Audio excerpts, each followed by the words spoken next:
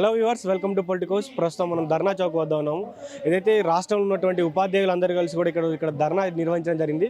So వారికి వచ్చినటువంటి సమస్య ఏంటి అంటే, గత ప్రభుత్వం ఇచ్చినటువంటి హామీలు ఏంటి, ప్రభుత్వం ఇచ్చినటువంటి హామీలు ఏంటి, సో హామీలు నెరవేర్చగా ఈరోజు ప్రభుత్వంలో ఉన్నటువంటి టీచర్లు పడుతున్నటువంటి కష్టాలు ఏంటి, సో వారు ఎందుకు ఈరోజు ఇక్కడ ధర్నా చేయడం జరిగింది, వారి మాటల్లో అడిగి తెలుసుకుందాం. నమస్తే సార్. నమస్తే. ఈరోజు మేము యూఎస్పీసీ ఆధ్వర్యంలో జరిగేటువంటి ధర్నాకు హైదరాబాద్కు రావడం జరిగింది. రాజన్న సిరిసిల్ల జిల్లా నుంచి పెద్ద ఎత్తున తరలి రావడం జరిగింది. మా ఉపాధ్యాయుల సమస్యలు 30 రకాల సమస్యల మీద ఈరోజు ఇందిరా చౌక్లో మహాధరణ కార్యక్రమాన్ని తీసుకోవడం జరిగింది. మరి గత ప్రభుత్వం ఏదైతుందో, తెరాస ప్రభుత్వం ఏదైతుందో 10 ఏళ్ల కాలంలో విద్యా వ్యవస్థ నిర్వీర్యం చేస్తూ అనేక రకాల సమస్యలను పెండింగ్లో ఉంచడం జరిగింది. ఆ సమయంలో అసలు జీతాలు సరిగా రానటువంటి పరిస్థితిలో ఉపాధ్యాయులందరూ కూడా ప్రభుత్వం మారాలి, మా ఉద్యోగులకు మంచి రోజులు రావాలనేటువంటి ఉద్దేశంతో కాంగ్రెస్ ప్రభుత్వాన్ని అధికారంలోకి తీసుకురావడం జరిగింది. అలాంటి సందర్భంలో అధికారంలోకి వచ్చినటువంటి కాంగ్రెస్ ప్రభుత్వం ఏదైతే ఉందో అలాంటి అన్ని రకాల పెండింగ్ సమస్యలను అలాగే ఉంచి తాత్సారం చేయడం జరుగుతుంది. కావున ఉపాధ్యాయులందరూ కోరిక మేరకు మేనిఫెస్టోలో ప్రకటించిన విధంగా సిపిఎస్ రద్దు చేయడం కావచ్చు, అదేవిధంగా పెండింగ్లో ఉన్న డిఏలను పరిష్కరించడం కావచ్చు, పిఆర్సీ 2023 జూలై నుంచి ఉన్నటువంటి పెండింగ్లో ఉన్నటువంటి పిఆర్సీని వెంటనే నివేదికను తెప్పించుకొని పిఆర్సీని అమలు చేయాలని ఈరోజు 3 దశల వారి ఉద్యమ కార్యక్రమంలో భాగంగా మండల తహసీల్దారులకు రిప్రజెంటేషన్ ఇవ్వడం జరిగింది. అదేవిధంగా జిల్లా కలెక్టరేట్ల ముందు ధర్నా కార్యక్రమం నిర్వహించడం జరిగింది. ఈరోజు హైదరాబాద్లో యూఎస్పీసీ అంటే ఒక 20 ఉపాధ్యాయ సంఘాల ఐక్యవేదిక ఉపాధ్యాయ సంఘాల పోరాట కమిటీ అనేటువంటి యూఎస్పీసీ ఆధ్వర్యంలో ఇందిరా చౌక్ దగ్గర మహాధరణ కార్యక్రమం నిర్వహించడం జరుగుతుంది. చూస్తున్నారు ఎంతమంది ఉపాధ్యాయులు రావడం జరిగిందో.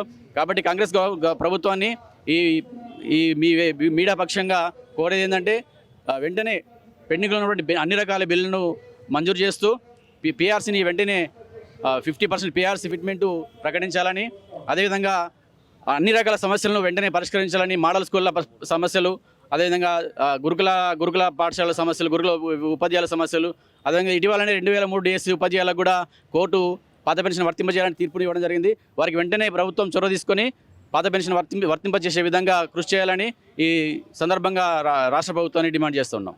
అంటే గతంలో మీతోటి ముఖ్యమంత్రి గారు 10,000 మంది ఉపాధ్యాయులతోటి ముఖ్యమంత్రి గారు మాట్లాడడం జరిగింది. సో మీకంటూ కొన్ని హామీలు ఇవ్వడం జరిగింది. సో ఆ గడువు ముగిసిందా, లేకపోతే మీరు దానికంటే ముందే పోరాటం చేస్తున్నారా? మళ్ళీ గడువు ముగిసింది. మాకు ఇప్పుడు అంటే 1 ఇయర్ టైంలోనే ఇవన్నీ కూడా సమస్యలు పరిష్కరిస్తానని చెప్పేసి ముఖ్యమంత్రి రేవంత్ రెడ్డి గారు హామీ ఇవ్వడం జరిగింది. కానీ 1 ఇయర్ గడిచింది. 18 నెలల కాలంలో కూడా ఎలాంటి సమస్యలు పరిష్కారం కావడం లేదు. ఒక మొదటి తేదీన జీతాలు మాత్రమే రావడం జరుగుతుంది. డిఏలు 5 పెండింగ్లో ఉన్నాయి. అదేవిధంగా చాలా రకాల ఉపాధ్యాయుల సమస్యలు, సర్వీస్ మ్యాటర్స్ కావచ్చు, ఉమ్మడి సర్వీస్ రూల్స్ అలాగే పెండింగ్లో ఉన్నాయి. ఇప్పుడు ప్రమోషన్లు చేస్తున్నారు, కానీ ఇంకా చాలా రకాల సమస్యలు పెండింగ్లో ఉన్నాయి. అంటే మనం చూసుకున్నట్లయితే గత ప్రభుత్వంలో అసలు జీతాలు రాని పరిస్థితి 10-15వ తారీఖు వచ్చిన దాఖలు ఉన్నాయి. అదేవిధంగా గత ప్రభుత్వం పెండింగ్లో వచ్చినటువంటి డిఎల్ని కూడా ప్రభుత్వం వచ్చిన తర్వాత 1-2 డిఎల్ ఏమో ఇచ్చినట్టుంది. సో అవి కూడా ఇచ్చిన తర్వాత కూడా ఎందుకు ఇంకా కొన్ని రోజులు వెయిట్ చేస్తే బాగుండేదేమో కదా? వెయిట్ చేస్తే బాగుంటుంది. ఇప్పటికే 2 సంవత్సరాల సమయం వెయిట్ చేయడం జరిగింది ఉపాధ్యాయులు అనేది. పిఆర్సీ ప్రకటించకపోవడం వల్ల ఉపాధ్యాయులు ఇది ఆర్థికంగా ఎంతో నష్టపోవడం జరుగుతుంది. ఏరియర్స్ అనేవి అలాగే ఉంటున్నాయి. ఏరియర్స్ అనేవి పెండింగ్లో అలాగే ఉంటున్నాయి. వాటి పరంగా చూసినట్టయితే ఆర్థికంగా చాలా నష్టపోతున్నాం. ఓకే, అంటే మీరు ప్రభుత్వానికి ఇప్పుడు పెట్టినటువంటి మెయిన్ డిమాండ్లలో సిపిఎస్ అనే ఒక డిమాండ్. సో సిపిఎస్ అనే డిమాండ్ ఎందుకు వస్తూ ఉంది? సిపిఎస్ అనేది ఉద్యోగుల పాలన శాపంగా మారింది. ఎందుకంటే ఈ సిపిఎస్ విధానం అనేది షేర్ మార్కెట్లో పెట్టుబడులు పెట్టి గవర్నమెంట్ నుంచి 10%, ఉద్యోగుల నుంచి 10% తీసుకొని డిడక్షన్ చేసుకొని అది షేర్ మార్కెట్లో పెట్టి అది గాల్లో దీపంలాగా అయిపోయింది. అవి రిటైర్మెంట్ వరకు ఎంత వస్తాయి అనేది కూడా గ్యారంటీ లేదు. అలాంటి సందర్భంలో ఈ పాత పెన్షన్ అనేది ఇప్పుడు ఇటీవల సిపిఎస్ ఉద్యోగులు ఎవరైతే మరణించినటువంటి ఉపాధ్యాయుల కుటుంబాలన్నీ కూడా రోడ్డున పడ్డాయి. వాళ్ళకు వచ్చేటువంటి పెన్షన్ ఆసరా పెన్షన్ల కంటే కూడా తక్కువ అవుతుంది. కాబట్టి ఆ సిపిఎస్ అనేది రద్దు చేయాలనేటువంటి ప్రధానమైన డిమాండ్. నా పేరు జి శ్రీనివాసరావు. నేను టీఎస్యూటీఎఫ్ మెదక్ జిల్లా ప్రధాన కార్యదర్శిని. ఈరోజు యూఎస్పీసీ ఆధ్వర్యంలో ఈ మహాధర్నా కార్యక్రమం జరుగుతుంది. ఉపాధ్యాయుల ఉద్యోగుల పెండింగ్ సమస్యల పరిష్కారం కోసం ముఖ్యంగా ఈ ధర్నా జరుగుతుంది. 2023 జూలై నుంచి పిఆర్సీ అమలు జరగాల్సి ఉంది. కానీ ప్రభుత్వం ఇప్పుడు 2025 ఆగస్టుకు వచ్చినప్పటికీ దాదాపు 2 సంవత్సరాలు పూర్తయినప్పటికీ పిఆర్సీ అమలు జరగలేదు. కాబట్టి పెద్ద ఎత్తున ఉద్యోగోపాధ్యాయులు పిఆర్సీ ప్రయోజనాలు నష్టపోయారు. అలాగే ప్రభుత్వం అధికారంలోకి రాకముందు సిపిఎస్ రద్దు చేస్తామని హామీ ఇవ్వడం జరిగింది. ఆ సిపిఎస్ రద్దు కాలేదు. అలాగే 317 జీవోకి సంబంధించిన సమస్యలు పరిష్కారం చేస్తామన్నారు. ఆ సమస్యలు పరిష్కారం కాలేదు. అలాగే కేజీబీవీయూఆర్ఎస్ టీచర్లు సమ్మె చేసే సమగ్ర శిక్ష ఉద్యోగులు ఆ సమ్మె కాలపు వాళ్ళ మినిమం బేసిక్ పే అడగడం జరిగింది. ఆ జీతం కూడా సమ్మె కాలం చేస్తే ఆ సమ్మె కాలం కూడా జీతం కట్ చేయించింది. ఆ జీతం కూడా ఇవ్వడం జరగలేదు.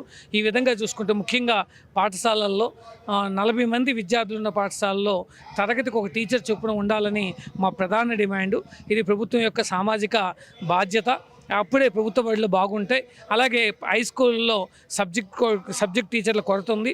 బడుగు బలహీన వర్గాల పిల్లలు చదివే పాఠశాలలో సబ్జెక్టు కొరత వల్ల విద్యార్థులు తీవ్రంగా నష్టపోయే ప్రమాదం ఉంది.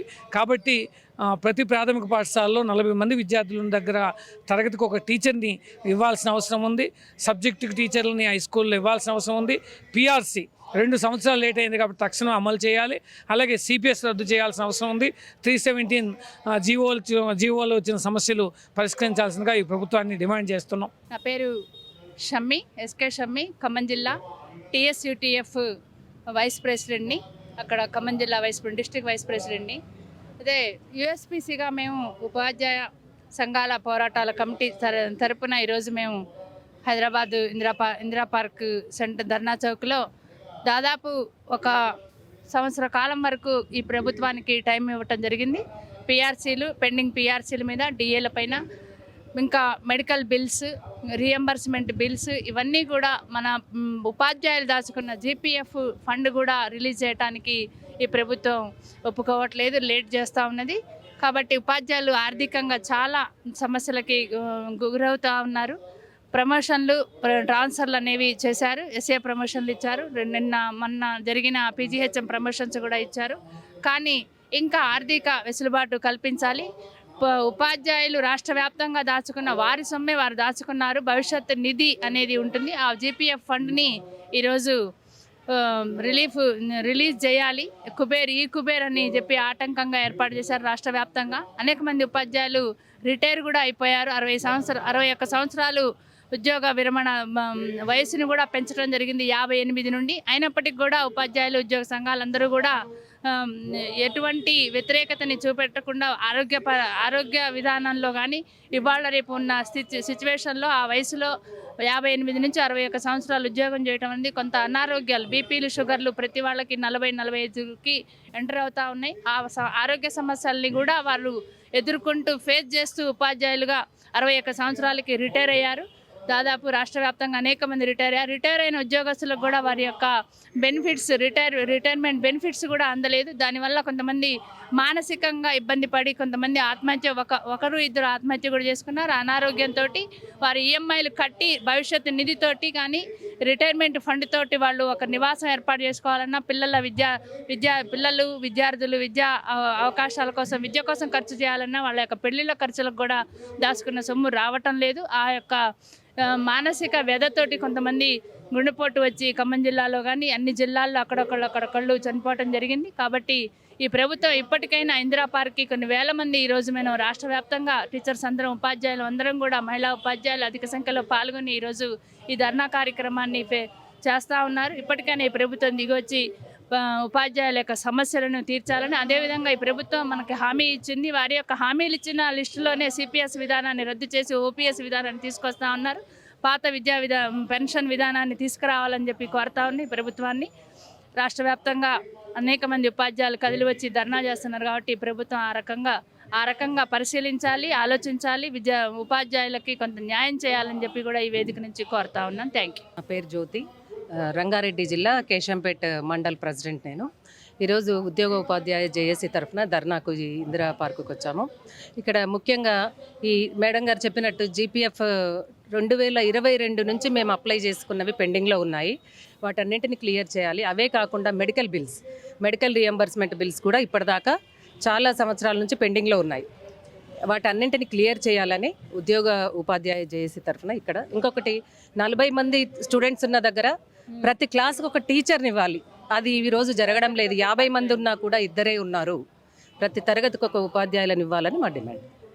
Thank you. నా పేరు నిర్మల్ కుమారి, ఖమ్మం జిల్లా కార్యదర్శిని, టీఎస్యూటీఎఫ్.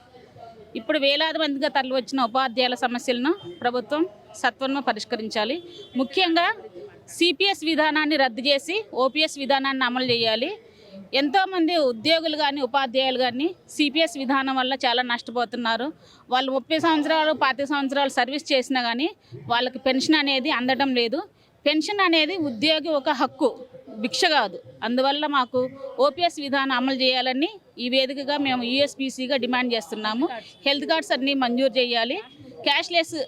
క్యాష్లెస్ ప్రకారం అందరికీ వైద్యం అందించాలి. ఉద్యోగులు కూడా ప్రజలే ప్రభుత్వంలో భాగమేనని ప్రభుత్వం గుర్తెరిగి ఈ సమస్యలన్నీ పరిష్కరించాలని, పెండింగ్ డిఏలను విడుదల చేయాలని, పిఆర్సీ నివేదిక తెప్పించుకొని వెంటనే పిఆర్సీని అమలు చేయాలని, అన్ని రకమైన సమస్యలను పరిష్కరించాలని ప్రభుత్వాన్ని మేము విజ్ఞప్తి చేస్తున్నాము. అందుకని వేలాదిగా ఈరోజు ఇందిరా పార్క్కి తరలి రావడం జరిగింది.